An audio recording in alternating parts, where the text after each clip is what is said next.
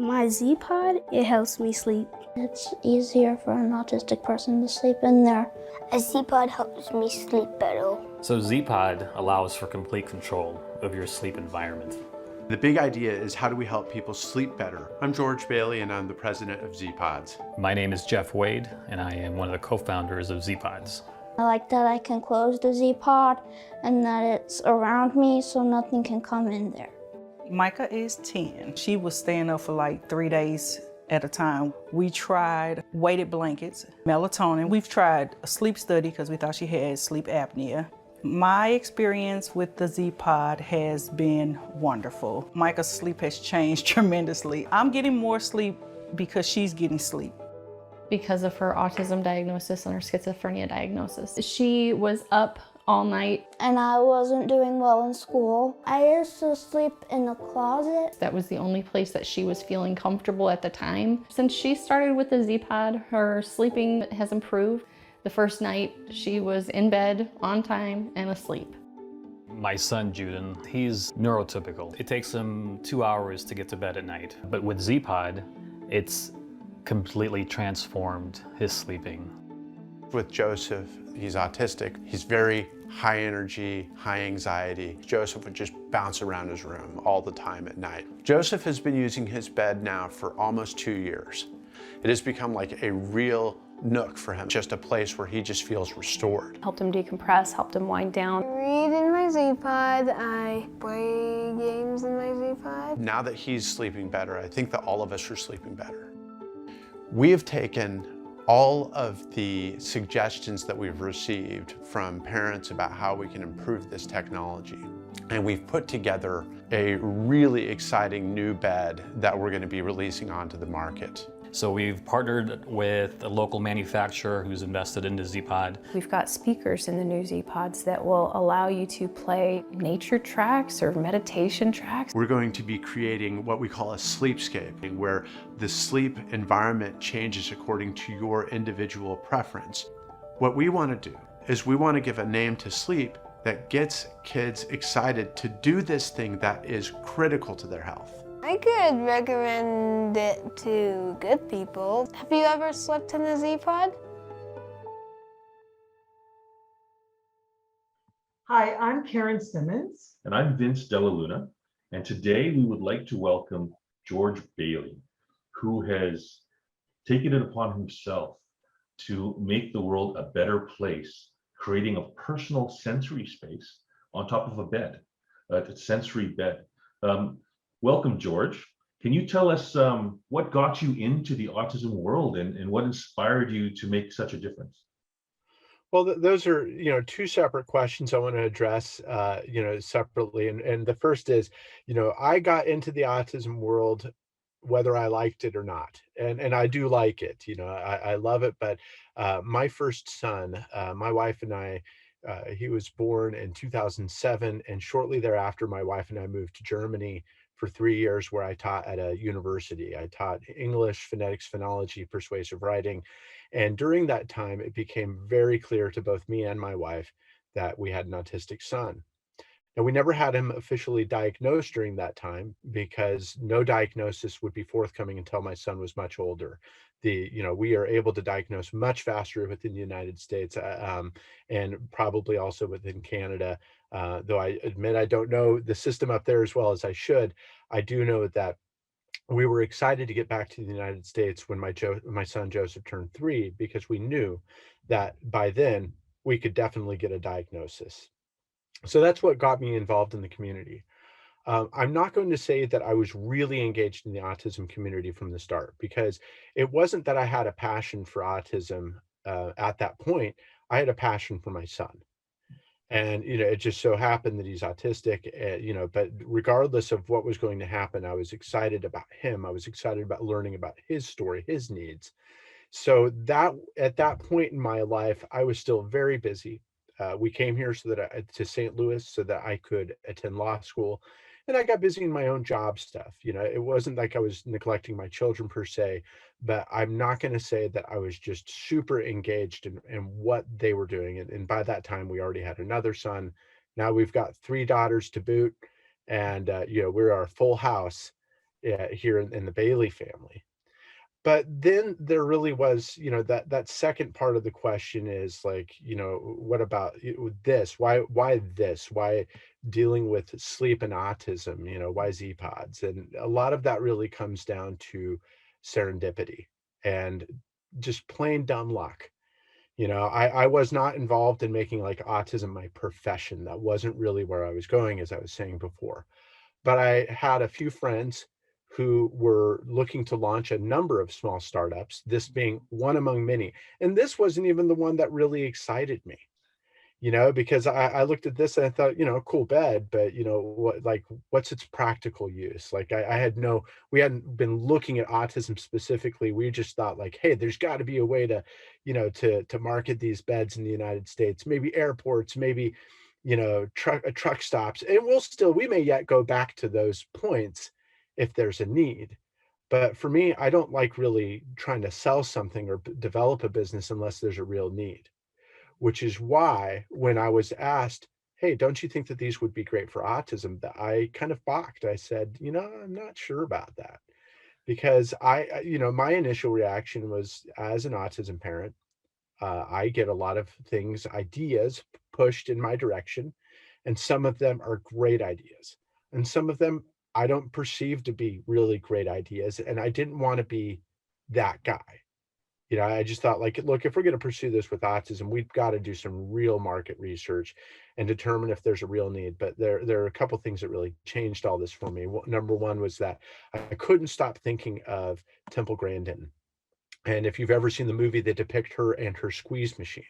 That was the thing that said to me, okay, maybe there's something about enclosures. Maybe that plays an important role in soothing and comforting a child. And if that's the case, that's a pretty big deal, because I know that my son gets distressed when he's feeling out of sorts, and he has a sensory processing disorder.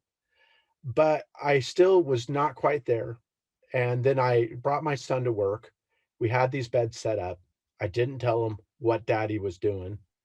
And he just ran in, he saw the bed, and he made a beeline right for it, got inside, closed the door.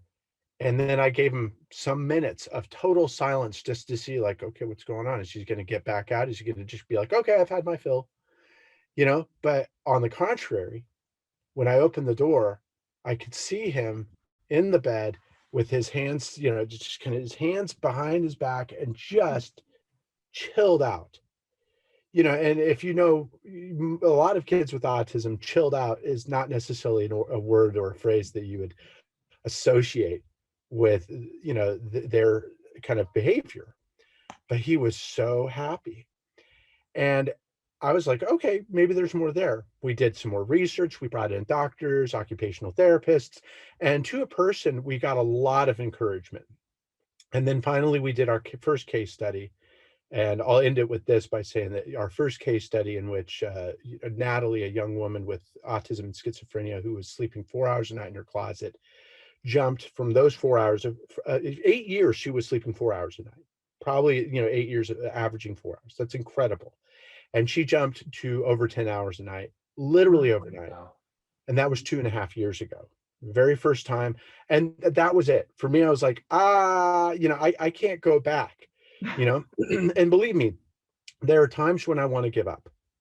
It happens to all of us as entrepreneurs. We all kind of reach certain levels or, grades of burnout. But I think about that, and I think about a number of the children we've helped, and I just think like, we've got to see this through. We've got to make this available. Well, that's fantastic. I've got 2 kids, as you know, on the spectrum, and what you're doing has a special place in my heart, because while very much like most kids on the spectrum, they have sensory processing disorders.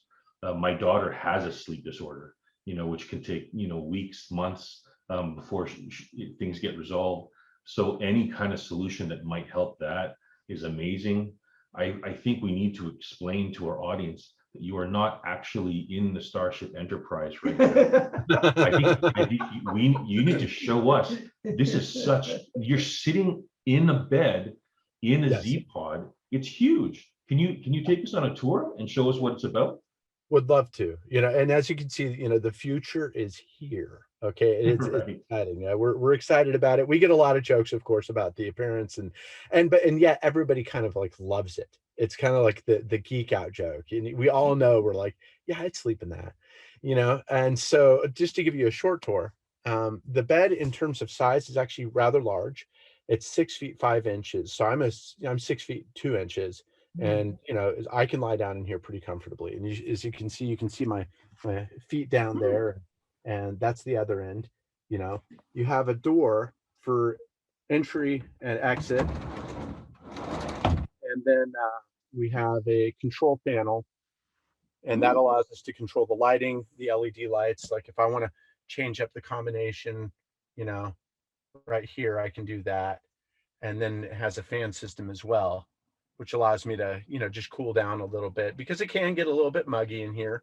You know, that's one of the concerns that comes up is airflow is always one of the big ones. And so it's not, you know, I don't want to play it off like this is some hugely advanced technology. I think that we want to take it in directions over time that will be very exciting for people who, you know, invest basically in one of these beds, because we want to make sure that those people who get on board and try this out, that we continue to pipeline them with other ideas, ways to expand and just make this more soothing. That's really the main goal. So that's a bit of a picture of the bed right there. That's great. And from our discussion previously, the way I understand it, this is already the fourth iteration of the bed. So when you have ideas or improvements to make it safer, more secure, stronger, you change the versions to make improvements as we go. Whether it's, you know, monitoring as a parent to know that it's not overheating inside. You know, whether it's the door not closing fully because a blanket is getting tied in. How do we handle these things? You take real-time issues and feedback from parents, and you adjust the bed to make it better.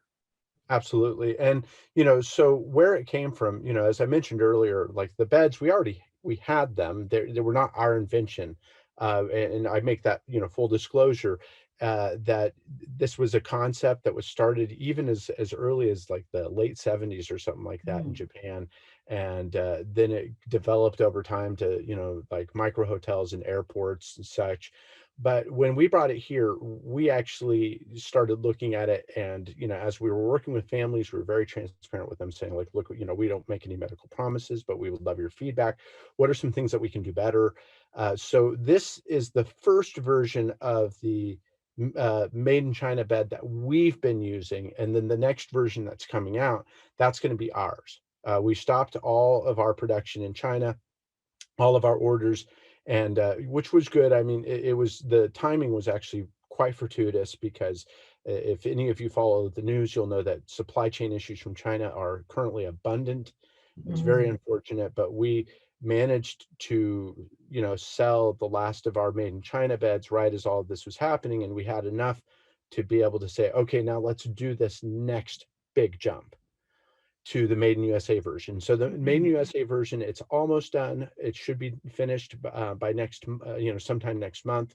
We're still getting closer and closer to that date. We're all excited, but we are going to be changing things. You know, you mentioned, for example, the door. Like, what if, you know, a blanket gets caught in the door or something like that? And that was actually one of the first concerns that came up. Actually, it probably was the first concern by a buyer, and that was Natalie's mother. Said, you know, that always kind of worries me a little bit. And so I thought to myself, okay, you know, what can we do about that? And then our engineers said, you know, what we should do is we should do two doors, because that way, you know, if one's stuck, you still have the other, or we can make it possible for the doors so that we can grab both sides of the door, lift it, tilt it, remove it. Like you cannot stick a child in here. You can't lock them in there. It's not a lockable system. We've really, you know, worked through that, because safety, like, I'm a parent, you're a parent, you know that those concerns are real and they deserve to be taken very seriously. So every single time that we're improving the bed, and there are other improvements, you know, that we can talk about along the way, it's all with an eye of like, how do we build the best widget, you know? And you have a version that's stackable, so it is actually strong enough to carry the weight even if the doors are not there. Yes, that's the version that's coming out. There is this current version. There is a Gen 1 double, but it's not stackable because you either buy a single frame with a single pod, or you buy a double frame with two pods, and so it's all built on one frame. Now that's great, but it had a couple of huge drawbacks. Number one is that if you bought the single, you were stuck with the single. Okay, unless you sold it and then bought a double, and that just costs you more money.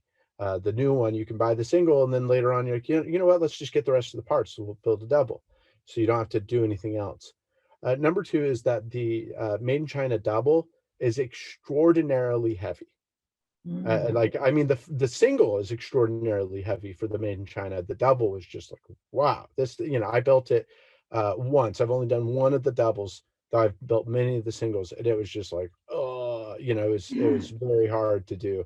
My friend and I, he actually purchased it. We stayed up half the night nailing that, just getting that done, and it felt good when we got it done, but it was a lot of work. And the other disadvantage is that the weight of the old one. Well, I said the weight. I think that the way that we've got it now, it can sustain all of that because of the quality of the material that we're using and all of that. It's got about a 300-pound limit per bed. So it's durable. It's pretty, hefty stuff, and we're excited to do some stress testing with it. We have some ideas of maybe more dramatic ways that we can demonstrate its durability, but it's exciting. That's great. And with the new development of the new bed, where you used to take two people a few hours to put it together, I heard one person can do it in 30 minutes. Not going to say one person. I still would recommend that, it's possible that one person could do it.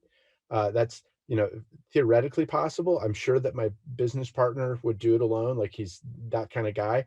I wouldn't recommend it, just, to make sure. But yeah, it used to take two people 3 to 4 hours to set up, but now it's only going to take two people about 30 minutes to set up. That's great. That's great. Yeah, that was another big thing. And the thing is that what I like about that is that when you buy this thing, there are plenty of our customers who ask, well, what if I move?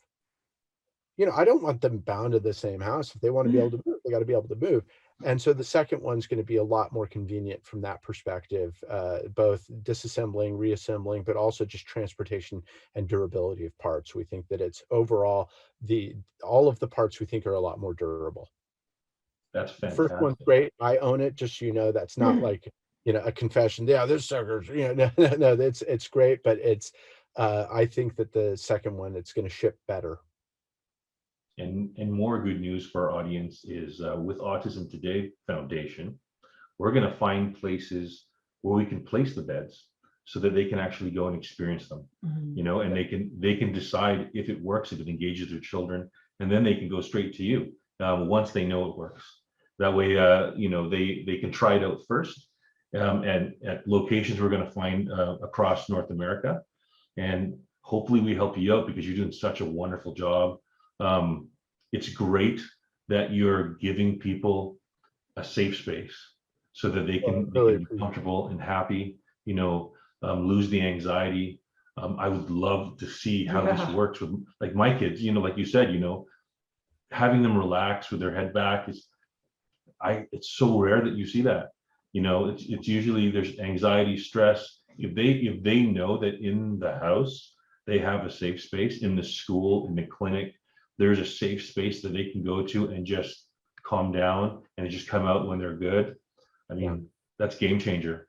We've seen it, so out of my 5 children, my 6-year-old daughter is also autistic. And we've seen her multiple times now. She'll run into her room screaming, having a real rough time, and coming out like, I'm cool, that's a wonderful experience to see that. And we've actually gotten anecdotal data from some customers who have talked about that same effect, where they just need sometimes a place to get away, an escape space. But to your point about, having it in places where people can experience it, I mean, that's one of our big goals. And we certainly appreciate you as partners, and I feel like that's one of my goals, is to make it so that more and more people are they're able to evaluate first, because it's a commitment, and you don't, I really want people to feel good about their decision. And I recognize that not everybody is going to, but we try our best in good faith to just say, okay, we're not making promises, but if you feel like, this is something that your child could benefit from, then we would like to help make that possible. And we've had the good fortune of getting it funded in numerous states. We are working on that in other places, for example, California, Ohio, um, let me see, Massachusetts, Minnesota, and Missouri. We've had some really good fortune, even in Canada with one of the, I think the Native Canadian programs up there. Uh, it was so exciting because that alleviates so many burdens It right does. there. Just the financial piece. If you can get kids to sleep and get the parents to sleep, that alleviates so many problems in the autism community. Yeah, yeah, It's such a absolutely. big problem. Even my son, we had a hard time getting him to sleep, and he'd say the bed squeaks. That means the springs need to be oiled. At least he verbally said that, and we could solve that Yeah, problem. right? Yeah. But when kids are nonverbal, non-speaking, they can't necessarily articulate that. We don't know what the problem is, Yeah, I totally agree. And, it's one of the wonderful things with working within the autism community. Even my son, who's fairly articulate now and fairly verbal, he wasn't verbal in the first several years of his life and not very verbal. And it made me have to kind of, it forced me to be attuned to his needs. And, everybody has kind of different feelings about, the way that you communicate with your nonverbal child. I tried my best to make sure that, I was always sensitive to that. And he's always been, such a sweet kid. My daughter is just such a kick. I love her, but learning all the feelings, a big deal. And to help our audience, let us know what states you've talked to that will help with the funding and what countries and whatnot. And we will keep it updated on our page so that they can find when it happens. We'll update our audience and say, hey, it's now available here. Yeah. And this state is also willing to help out. I think it's a great product. I hope a lot of people get a chance to experience it. I would love to see how it changes people and how it just makes them comfortable. Because if you can keep them calm, the rest of life is easy, right? They eat better, they learn better. It's incredible. There's a great book, I think it's called Sleep Smarter by Sean Stevenson. He's a very big health podcaster. And his book on sleep in terms of practicality, I think is one of the best easily. But he talks about, this kind of stereotype, like, imagine there's this thing that you can do that would, produce greater amounts of human growth hormone and would, tend to rejuvenate your body and make you smarter and all these things. Like, what is this wonder drug? Oh my gosh, tell me more, Sean. And, it's sleep. Yeah. So I think that we need to understand within the autism community the degree to which our children are suffering on account of sleep. Up to 80% of kids with autism have a chronic sleep disorder. Okay, that's a big deal. Now that number may be slightly smaller, but that's still a pretty sizable number. My personal belief is that that is caused by the fact that up to 90% of kids with autism have a sensory processing disorder. So when you have that kind of a challenge, being able to take in your surroundings, then of course you're going to have a harder time sleeping, because sleeping really relies on the ability to just let go. And think about what that does to the parents. Yes, absolutely. And it really does. I mean, you look at, I can't quite remember the numbers on the parents of problem sleepers, but their levels of anxiety and depression are well above the norm. If you have a problem sleeper, chances are that you're going to suffer as well. And so this becomes a whole family issue. That was actually some of the greatest joys, hearing back from parents, things like, I slept for through the whole night through for the first time, in whatever ages. Now, and I want to reiterate though what I said at the beginning, that I never want to kind of prey on the hopes of parents. This is not going to work for everybody. And so it's really important that you consult with your OT, your pediatrician, your therapist, any of those things to get a feel for like, hey, is this really good for my kid? Or, as what you guys have mentioned, being able to make possible, being able to experience the bed. What does that tell you? When you see your child kind of interact, does it look like it's kind of having a soothing effect, or does it look like it's just a big jungle gym and they're going to get hyper and they're going to, we want this to really work, and we plan on developing more technologies that we're going to be adding to this to make it a more comprehensive sensory decompression chamber to be able to enable sleep, or the reinitiation of sleep if somebody wakes up in the middle of the night, which they sometimes do. There's one other thing I want to make sure that listeners know, really too. It's one is that when you decide like, okay, this might be a good idea, talk to us. We have a lot of dealers and distributors that we're working with now who are very savvy to the disability waivers and insurance markets and such. They understand how to get this passed, if it can be passed at all in your state, and that's actually, we just got lucky because we didn't know what we were doing. I know nothing about disability waivers. I know nothing about insurance, but then these people jump in, like these moms and dads who are like, I'm going to get this and I'm going to get it funded. And they are hustling. They're like, hats off to the parents, because they are determined, like, I'm going to do this for my kid. And then they do it. And then they work with these dealers and distributors who understand the systems, and they do it. And then we sit back and kind of twiddle our thumbs, like hoping that we can build the next, cool thing. I feel very grateful is what I'll say. That's fantastic. That is great. That's fantastic. We're going to see if we can get it out there in large clinics so people can experience it, so they know it works before they engage, like you said. But I know the power of good sleep.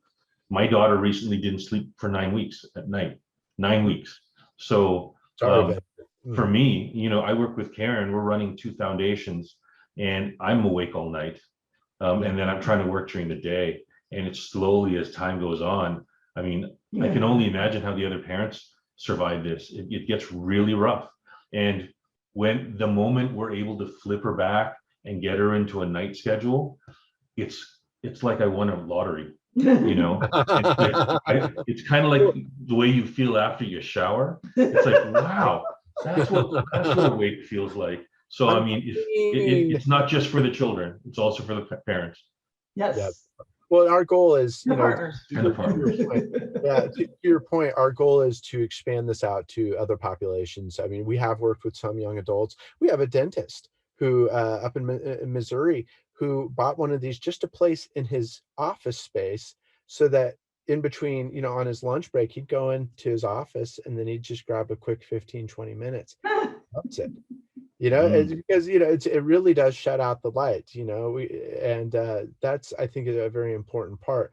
But now to your point about, parents, I've talked about a lot about the benefits of sleep, but there are some drawbacks to not getting enough sleep. And I don't want to scare people here, but we know that sleep has a high association, or lack of sleep has high association with heart disease, with diabetes, with stress, and, innumerable very bad things. So you want to take sleep seriously. And it's a third of our lives, and here I kind of feel like I've become this sleep preacher, but it really is that important thing. And maybe you don't need, we consider ourselves more or less like the elephant gun of, sleep solutions. We're very serious about that, but there are things that you can do, and we're going to be putting out other sleep aids that we think are going to be really helpful to creating a very soothing environment for your child and for other sleepers who are having a rough time. I really want to make this more possible for more people. Good plan.